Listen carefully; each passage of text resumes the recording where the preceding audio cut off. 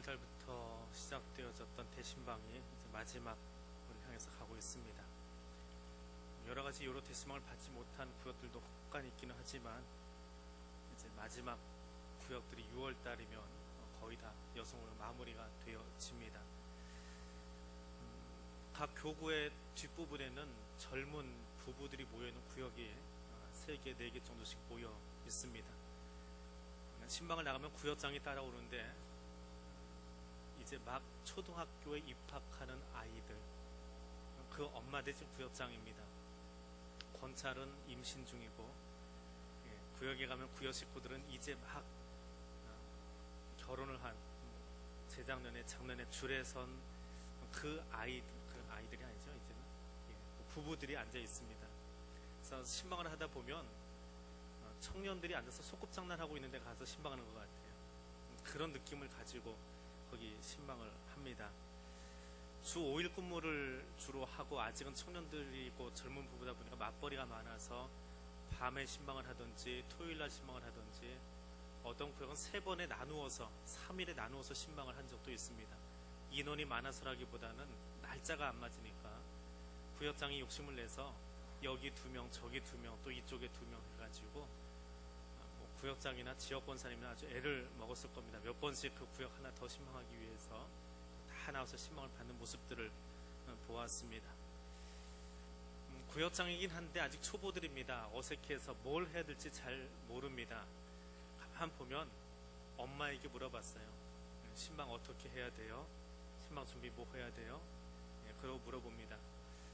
어른들 신방을 가면 상위에다 몇 번 교육을 시켜서 접시에다 조그만하게 떡 2개, 음료수 이만큼씩 나오는데 음료수 이만큼에다가 떡 1접시에다가 과일 2접시에다가 집집마다 그렇게 막 나옵니다. 색깔별로 모양도 냈고요. 그래도 열심히 받으려고 준비를 합니다. 구역장들도 초보라서 구역장에 이렇게 차에서 내리다 보면 지역권사님이 뒤에서 쫓아가면서 귓속말로 그래요. 먼저 가서 문 두드려주고 또 문 열리고 나면 들어가서 구역 식구들 어디에 자리에 앉히고 구역장은 여기 자리에 앉는 거고, 그렇게 이제 지역권사님이 얘기할 때는 아 그렇구나 하고 들어가요. 근데 방에 딱 들어가면 이미 자기는 다 알고 있는 것처럼 행동을 합니다. 그러면서 이제 이렇게 구역원들을 배치를 하고 신방 받는 모습들을 보게 되어집니다. 근데 약간은 어설픈 듯 하지만 또 그렇게 신방을 받으려고 하는 모습이 얼마나 아름다운지 모릅니다. 그렇게 신방 받는 모습을 보면서 우리 교회가 또 한국교회가 분명 소망이 있다, 또 그들에게 그렇게 믿음의 전통이 이어져 내려가고 있구나 라고 하는 것을 보게 되어집니다. 에베소서라고 하는 책은 A.S. 피크라고 하는 그 신학서에 의하면 바울 사상의 정수다라고 이야기를 합니다. 교회가 무엇인지, 교회 안에 계신 그리스도, Christ in His Church, 그 주제를 가지고 이야기하는 것이 에베소서입니다. 그래서 하나님 바울을 통해서 연합하여 있는 교회, 그런 여러 세대가 또 여러 모양의 사람들이 모여서 하나의 교회를 이루어가는 그 아름다운 모습을 이야기해주고 있습니다. 유대인과 이방인이 모여서 그리스도의 교회, 우주적인 교회, 보편적인 교회, 어떤 부류만 특별히 모이는 교회가 아니라 모든 사람이 모여서 함께 하나를 만들어갈 수 있는 그런 교회를 보여주고 있습니다. 그래서 새로운 질서 속에 서가는 교회, 세상의 질서가 아니라 새로운 질서로 세워져가는 그런 교회를 이야기하고 있습니다. 이 에베소서의 말씀이 필요한 것은 자금의 교회들이 여러 가지 이유로 나누어지고 또 분열하고 있는 모습을 반복하기 때문에 그렇습니다. 왜 그렇게 교회가 나누어지고 분열되어지느냐, 14절에 보니까 어린아이 신앙인들이 있어서 그렇다라고 이야기합니다. 몸은 커 있는데, 몸은 장년인데 신앙의 형태는 어린아이와 같은 사람들이더라는 것입니다. 어린아이는 속임수와 간산 유혹에 빠져서 여러 가지 교훈과 풍조에 쉽게 요동한다라고 14절에 이야기하고 있습니다. 몸은 어른이지만, 교회를 다닌 지는 오래되었지만, 교패는 붙어 있지만 신앙의 양태는 어린아이 같더라라고 하는 것입니다. 다른 사람을 속이고 기만하는 일을 교회 안에서도 하고 있습니다. 또 거짓 교사들이 나서서 이단과 사이비의 공격 앞에 무력하게 넘어져 버리는 모습도 보여주고 있습니다. 어른들은 말에 쉽게 흔들리지 않는데 어린아이 신앙인들은 옆에서 누가 한마디만 해도 쉽게 휘둘리고 시험에 들고 넘어지는 모습들을 보게 되어집니다. 그런 어린아이의 모습을 버리고 너희는 이런 교회를 좀 세워가라. 그것이 오늘 본문의 주제입니다. 그 첫 번째는 하나님은 모든 그리스도인들이 성도들이 하나 되기를 원하고 있습니다.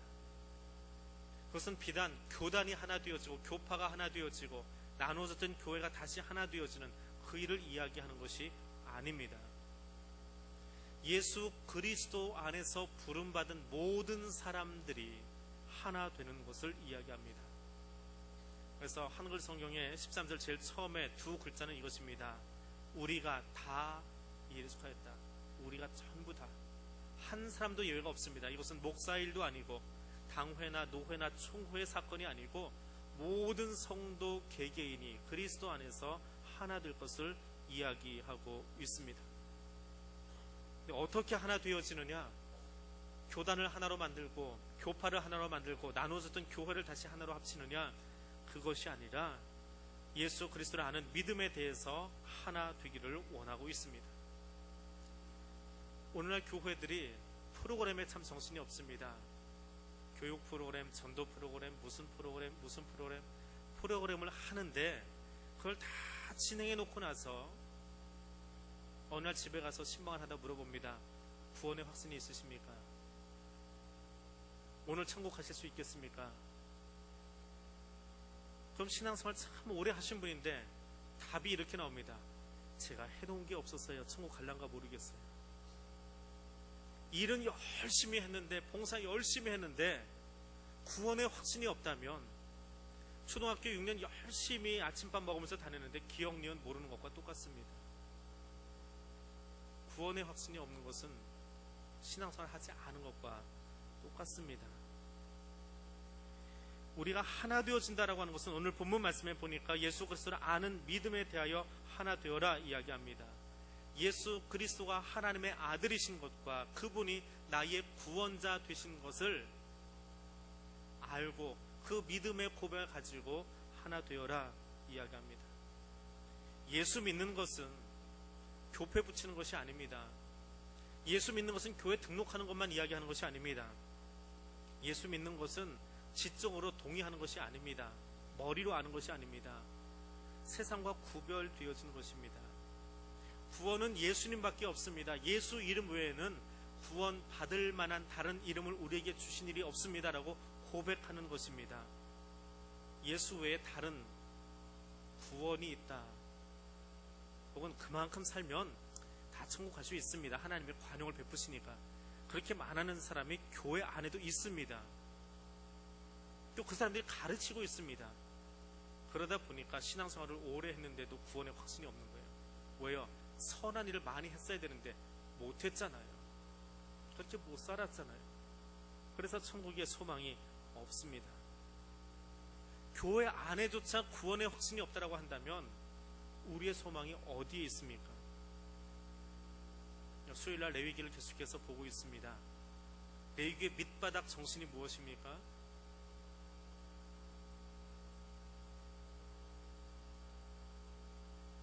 너희는 거룩하니 내가 거룩하니 너희도 거룩하라. 그건 일이에요. 더 밑바닥 정신이 있습니다. 그 말이 나오기 위한 밑바닥 정신이 있어요. 나는 너희의 하나님이 되려고 너희를 애굽 땅에서 인도하여 낸 여호와니라. 나는 너희의 하나님이 되려고 너희를 애굽 땅에서 인도하여 냈다. 그러니까 너희는 애굽과 같지 아니하고 가나안과 같지 아니하고 구별되라. 그게 거룩하라는 거예요. 하나님이 나를 인도하여 내셨으면 아는 순간부터 거룩의 작업이 시작되는 겁니다. 그게 하나님인 걸 알지 못하니까 거룩이 어려운 거예요. 우리에게도 똑같이 적용되어집니다. 나는 죄인이에요. 죄로 말미암아서 이미 죽은 자들입니다. 그런데 예수 그리스도께서 십자가의 은혜로 우리를 구원해 주셨어요. 이미 죽은 자들이지만 사형 선고 받고 죽은 자들이지만 주님이 살려 주셨습니다. 그것을 고백하는 순간에 우리는 예배 드릴 수밖에 없는 거예요. 그 일주일의 수많은 시간 가운데 요 한 시간 들여놓고 그것이 너무 외연해서 죄송해서 하나님 앞에 경외함으로 최선을 다해서 예배를 드리고 있는 거예요. 근데 구원의 감격이 없으니까 이거 한 시간 잘 드렸으면 되지 뭘 또 나오라고 하십니까? 왜 감격이 없으니까요. 내가 어떤 은혜를 받았는지 감격이 없으니까 예배가 경홀히 여겨지는 거예요. 가벼워지는 거예요. 예수님이 나를 구원하셨습니다. 이것은 세상을 향해서는 아주 어려운 과제입니다. 왜냐하면 세상은 자기 이름, 자기 명예를 내려고 하기 때문에 그렇습니다. 그러나 성도는 나를 구원하신 예수 그리스도의 이름 자랑하는 것에만, 교회는 예수의 이름 자랑하는 것에만 하나 될 뿐입니다. 그런 성도와 교회가 되어질 수 있기를 원합니다. 하나님 오늘 본문 속에서 성도들이 온전한 사람이 되기를 원합니다. 온전한 사람이 되기를 원합니다. 하나 되기를 원하셨던 하나님이 우리가 온전하여지기를 원하고 있습니다. 온전한 사람이다 라고 하는 것은 더할 나위 없이 완전하게 성장한 사람입니다. 근데 이 말 속에 하나님이 우리를 부르시고 여기 모으시고 예배드리게 하는 진짜 이유가 담겨 있습니다. 하나님은 우리를 온전한 한 사람으로 만들어 가기를 원하십니다. 이 말이 복수가 아니고 단수라는 겁니다. 온전한 사람들을 만들기 위해서 교회를 세우신 것이 아닙니다. 온전한 한 사람을 만들기 위해서입니다. 한 사람의 이야기입니다. 성숙한 그리스도인은 한 몸을 이루어갑니다. 미성숙한 그리스도인은 각자 놀아버립니다. 각자가 행동을 합니다. 그것이 성숙과 미성숙의 차이점입니다. 성숙한 그리스도는 제 유익을 구하지 않습니다. 자기 자랑 늘어놓지 않습니다. 교회를 이루기 위해서 모든 것을 헌신하고 수고합니다. 사람은 죽어서 이름을 남기고 호랑이는 죽어서 가죽을 남긴다 하는 말이 있습니다. 사람은 죽어서 땅에 묻힌 뒤에 자기 묘비에는 이름 숫자를 자랑하기 위해서 살아갑니다. 그리고 사람들은 그가 죽은 다음에 세상에서 어떤 일 하고 살았는지를 그 이름을 부르면서 추억합니다. 그리고 칭찬을 하든지 비난을 하든지 합니다. 그래서 많은 사람들은 이 땅에 살면서 내가 이 다음에 사람들에게 기억되어질 때에 이런 모습으로 기억되었으면 좋겠다. 사람들에게 내 이름 남기려고 살아갑니다. 지구상 60억 인구가 다 그렇게 살아가고 있습니다. 여기에 나도 예외는 아닙니다. 여기 앉아있는 모두가 다 그렇게 살려고 합니다. 그런데 그것이 바벨의 문화입니다. 창세기 11장에 나오는 바벨탑이 무엇입니까? 내가 높이 쌓고 내가 일하고 내가 열심히 해서 내 이름을 세상에 내자라고 하는 거예요. 이게 바벨이에요. 자기 이름 드러내고 싶어 합니다. 내가 주관하고 내가 해야 되고 내가 리더가 되고 내 말이 통해야만 운영이 잘 되어졌다라고 말하는 이것이 바벨의 문명입니다. 그것이 사탄의 문명입니다. 내 목소리가 외면당하면 불편해집니다. 이름 남기고 싶어 합니다. 고부간의 갈등이 왜 일어납니까? 요즘은 뭐 그렇게까지 안 하죠. 다 핵가족화돼서 따로 살고 있으니까. 시어머니가 며느리에게 열쇠 안 주려고 해서 그래요. 그 열쇠는 뭐예요? 자기 자존심이에요. 자기 이름이에요. 내가 아직 이 곳간을 열고 닫고 내가 아직 할 수 있어. 내 이름이 살아있는 내가 순순한 이거 못 준다라고 하는 거예요. 같은 여인인데 같은 처지를 가장 잘 아는 사람인데 서로가 서로를 힘들게 하고 있습니다. 왜요? 내 이름 때문에. 내 이름 남기려고 내가 했다라고 하려고 거기에 자존심 걸고 있으니까 그렇습니다. 근데 교회는 어떻습니까? 열심히 수고하고 땀 흘렸으나 그 모든 수고는 오직 예수 그리스도께만 남는 것입니다. 열심히 일하고 좋은 성도의 교제를 나누고 함께 수고하였습니다. 그리고 프로그램을 마쳤습니다. 행사를 마쳤습니다. 예배를 마쳤습니다. 거기에는 누가 남는 거예요? 예배를 잘 집리한 목사가 남거나 그 행사를 너무 잘 진행해준 한 사람이 남거나 그것은 실패한 바벨의 문명입니다. 모든 영광이 하나님께만 남아야 됩니다. 행사를 끝내고 났더니 예배가 끝나고 났더니 거기 하나님이 계시더라. 하나님의 이 일을 하셔서 우리가 함께 즐거워하였더라. 하나님이 우리 가운데 오셔서 우리 예배를 받으셨더라. 그러면 거기가 하나님 나라 되어지는 거예요. 그 하나님 나라 만들기 위해서 예수님 때문에 모이고 예수님 때문에 함께하고 예수님 때문에 교제할 수 있는 모든 것이 끝난 뒤에는 오직 거기에 예수의 영광만 남는, 하나님의 영광만 남는 그런 교회, 그런 성도의 삶을 살아갈 수 있기를 원합니다. 세 번째로 하나님은 성도들이 장성한 분량에 이르기를 원하십니다. 이른다, 도착한다, 여행자가 목적지에 다다른다 라고 하는 말입니다. 하나님은 모든 성도들이 주 안에서 불리움 받아서 예수 그리스도를 구주로 고백하고 하나된 모든 성도들이 그리스도의 장성한 분량, 그 목적지에 도착하기를 원하고 계세요. 우리는 나그네 인생을 살고 있습니다. 나그네 인생을 사는데 그 나그네 인생을 마치는 날이 있잖아요. 거기 어디에 도착해 계시렵니까? 그 목적지가 그리스도의 장성한 분량이다라고 하는 겁니다. 그것이 우리의 영적 성숙의 마지막 모습입니다. 어떤 목사님이 그 영적 성숙의 단계를 이렇게 네 가지로 나누어 놓은 것을 본 적이 있습니다. 그 첫 번째는 영적인 유아기예요. 영적 유아기의 성도들은 오늘 막 예수님을 만나고 그 예수님 때문에 구원받은 것을 아는 거예요. 예수님 때 구원받았을 때 이거 알면 유아기예요. 유아부 학생이에요. 나이가 90이건 10살이건 상관없어요. 그게 유아기예요. 두 번째는 영적 아동기예요. 예수님이 나를 구원했을 건 알았어요. 근데 그 예수님이 더 알고 싶어요. 하나님이 더 알고 싶어요. 성령님이 누구신지 알고 싶어요. 그것을 알아가기 위해서 수고하고 애쓰는 사람들, 그것이 영적 아동기입니다. 자, 그렇게 예수님에 대해서, 교회에 대해서, 성령님에 대해서 알았습니다. 그럼 어떻게 해요? 청년이 돼야지요. 청년들은 어떻게 살아갑니까? 우리 남자 청년들이 20살 되었으면 가는 데가 있지요. 대부분의 청년들이 가는 군대라고 하는 곳이 있습니다. 영적 청년기가 되어지면 그렇게 주어진 말씀 가지고 내가 잘 알아진 그 말씀 가지고 내 삶을 단속하는 거예요. 영적인 싸움을 벌이는 거예요.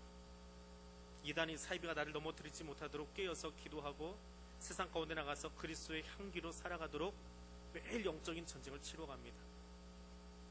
그리스도의 군사로 살아가는 거예요. 그럼 다 된 것 같잖아요.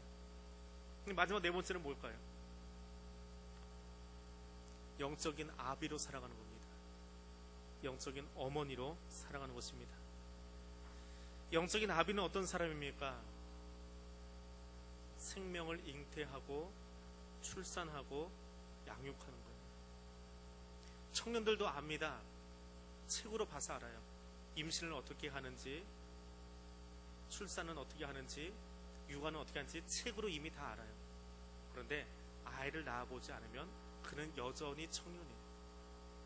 아이를 낳고 그 아이에게 젖을 물리고 그 아이를 양육하고 밤중에 자고 있는 아이의 울음소리 때문에 벌떡 일어나서 그 아이를 위해서 수고하고, 아이가 밖에 나가서 놀다가 친구하고 싸우고 들어와서 억울해서 막 울고 있을 때 그 아이를 보듬어주고, 자기는 뒤에 가서 그 아이 앞에서 울지 못했던 울음을 터뜨리면서 하나님 저 아이를 지켜달라고 말할 줄 아는, 그것이 아비거든요. 그것이 어미거든요. 영적인 아비는 그것입니다. 나 혼자만의 신앙을 보듬는 것이 아니라 다른 연약한 성도들을 보듬어주고 일으켜주고 더 성숙한 자로 올라갈 수 있도록, 그리고 그 사람이 또 다른 생명을 낳을 수 있도록 돕는 것이 영적 아비의 단계입니다. 그것은 지적으로 아는 것이 아닙니다. 지적으로 아는 것은 청년기의 삶입니다. 아비의 삶은 또 다른 생명을 낳는 거예요. 전도하고 그를 양육하고 세워가는 것입니다. 그래서 성숙한 사람은 생명의 근원이신 하나님과 함께 해야만 생명을 낳을 수 있습니다. 저절로 되는 게 아니에요. 결혼했다고 저절로 아이가 서는 것이 아닙니다. 생명의 근원이신 하나님이 그 가정에 함께 하시고 태문을 열어주셔야 돼요. 마찬가지로 우리가 아버지가 되는 것, 영적인 아비가 되고 어머니가 되는 것은 하나님이 나와 함께 하시는 거예요. 하나님과 동행하는 삶을 사는 것입니다. 손잡고 걸어가는 것이 동행이 아니에요.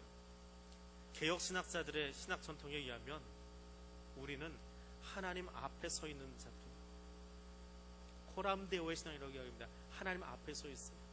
내가 무엇을 말하든지 어떤 행동을 하든지 하나님이 지금 내 앞에서 보고 계시는 거예요. 내 눈을 보고 계시고 내 말을 듣고 계시고 내 손짓 발짓을 보고 계시는 거예요. 그러니 내가 그분 앞에서 어떻게 행동해야 돼요? 늘 하나님을 두려워하는 마음으로 그렇게 말하고 그렇게 행동하고 그렇게 눈빛을 가지고 살아갈 수밖에 없는 거예요. 그게 영적 아버지예요. 오늘 그 삶을 살아가실 수 있기를 원합니다. 내 삶이 하나님 앞에 놓여 있음을 기억하고 내 언행 심사가 하나님이 늘 지켜보고 있음을 기억하고 의식하고 하나님 경외함으로 살아가실 수 있기를 원합니다. 내 속에서 올라오는 정욕대로 내 욕정대로 사는 것이 아니라 이제는 성령의 법 아래서 성령님이 요구하시는 것으로 내 가슴에 채우고 하나님을 바라보는 것처럼 그렇게 살아가실 수 있기를 원합니다. 여기까지는 다 알겠어요.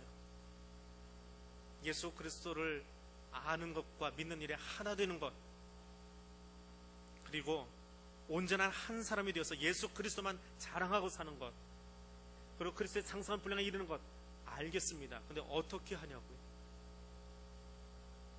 신앙은 머리로 아는 것이 아닙니다. 아 그래요? 한다고 신앙이 되는 게 아니에요. 신앙은 실천이거든요. 어떻게 하면 이 세 가지를 이룰 수 있습니까? 오늘 그 비법이 본문 속에 나와 있습니다. 우리 15절 16절 말씀 같이 읽겠습니다. 오직 사랑 안에서 참된 것을 하여 범사에 그에게까지 자랄지라. 그는 머리니 곧 그리스도라. 그에게서 온 몸이 각 마디를 통하여 도움을 받음으로 연결되고 결합되어 각 지체의 분량대로 역사하여 그 몸을 자라게 하며 사랑 안에서 스스로 세우느니라. 아멘. 그리스도의 온전한 몸을 이루는 것, 온전하다라고 하는 것은 부러진 뼈를 다시 맞추는 겁니다. 찢어진 그물을 다시 꿰매는 것입니다. 그렇게 온전해진, 부러지고 찢어졌던 우리의 삶을 다시 다 꿰어 맞춰서 온전하게 할 수 있는 비법이 무엇입니까?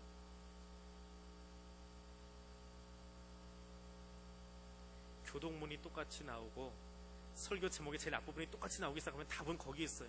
뭐예요? 사랑이에요. 오직 사랑만이 이 일을 이룰 수 있습니다. 사랑이 비법이에요. 사랑 안에서 자라고 사랑 안에서 세워간다. 15절 16절에 반복되어 나오는 이야기입니다.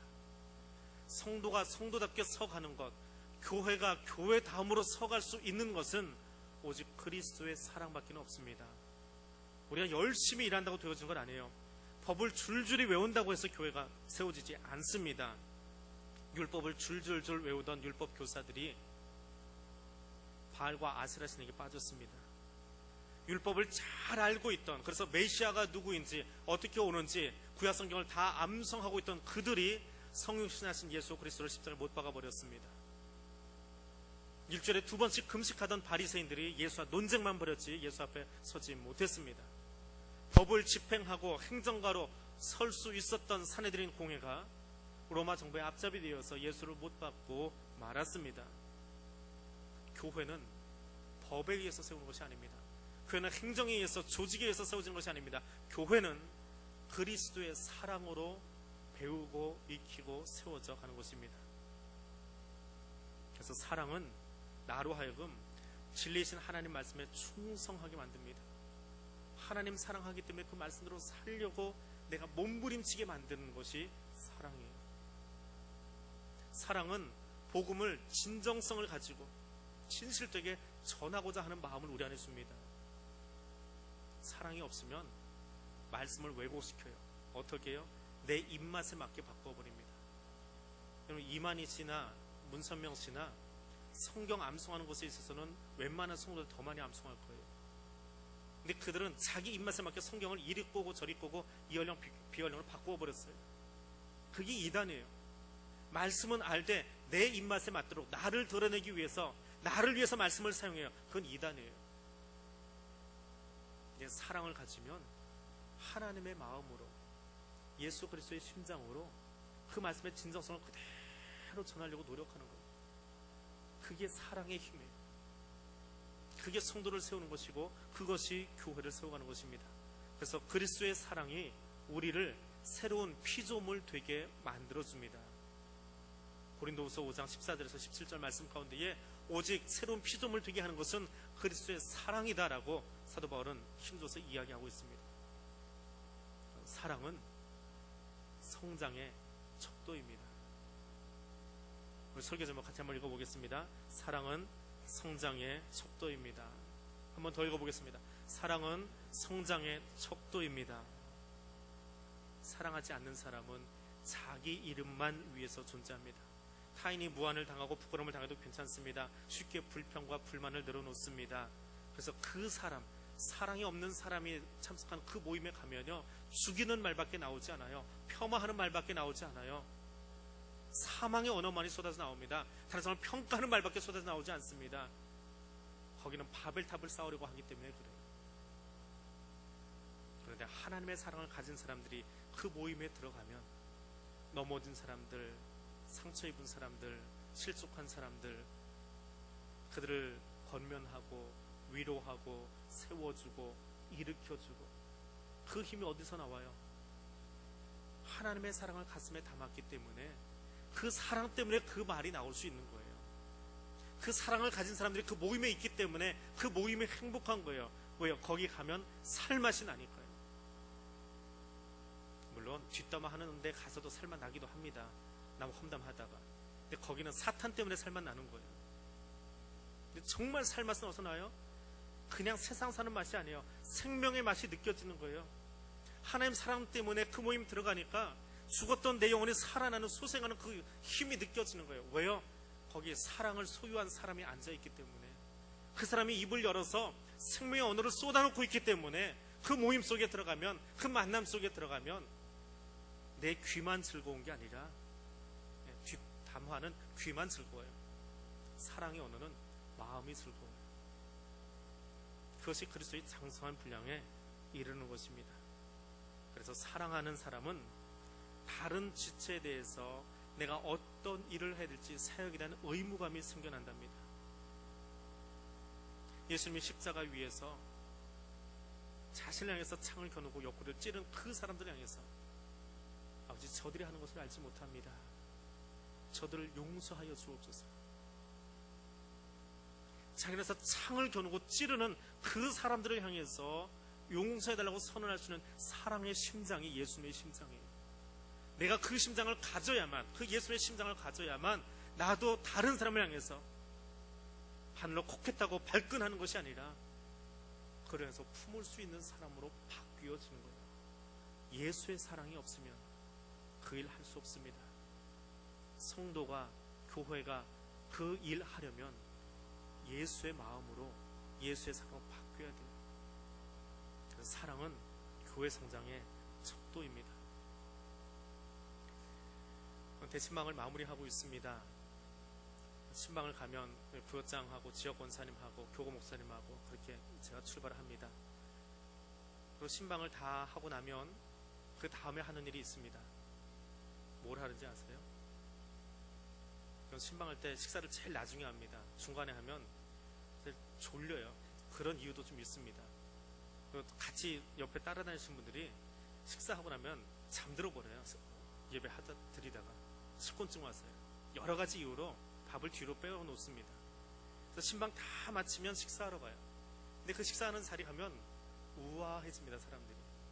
지금까지는 예배 드리려고 하루에 뭐 4집, 5집, 7집 막 하고 있다가 이제 드디어 먹으러 가잖아요. 그날 뭐 아침부터 미리 조절하고 굶고 나오신 분들도 있는데 얼마나 만나겠어요. 그 밥 먹으러 가장 우아한 모습으로. 식사 시간 약간 비켰으니까 식당도 조용하게 그렇게 식사를 합니다. 그런데 지금 교구 마지막에 젊은 부부 그 구역을 신방하고 있거든요. 거기는 신방이 끝나고 나면 우아함이 사라져요. 왜 그런지 아세요? 신방하느라고 집에다 떼어놨던 아이들이 돌아옵니다. 유치원에서 돌아오고 학교에서 돌아오고 아빠에게 맡겨놨던 아이들이 아빠와 함께 나오기 시작합니다. 식당에 앉았어요. 거기 우아함이 있을까요? 아이들이 뛰어다니기 시작합니다. 정신없습니다. 그럼 아빠들은 어떻게 해요? 오늘만큼은 모처럼 보는 목사 앞에서 좀 체면 좀 차리고 싶은데 아이들이 뛰어다니잖아요. 목소리 밑으로 딱 하고 뛰지 마. 너 가면 죽는다. 이리 와. 예, 그러면서 분위기 잡아오면서 아이들을 막 앉히려고 그래요. 근데 아이들이 앉아있는 게 채 10분을 못 앉아있어요. 밥 먹고 배가 땅땅하니 불렀는데 어른들은 1시간씩 앉아서 그 뒤에 또 다른 이야기들을 하거든요. 아까 말씀 속에서 나누지 못하는 삶의 이야기를 하거든요. 아이들이 견디나요? 밖으로 뛰어나가기 시작합니다. 발바닥이 연탄 장사가 되어버려요. 얼마나 뛰어다니는지. 엄마들은 나가서 물수건으로 2번, 3번씩 닦아줍니다. 그 모습을 보면 그렇게 예뻐요. 거기가 아이들의 신방받는 자리거든요. 거기서 목회자가 권사님이 아이들의 이름을 몇 번씩 불러줍니다. 부르다가 이름을 외워요.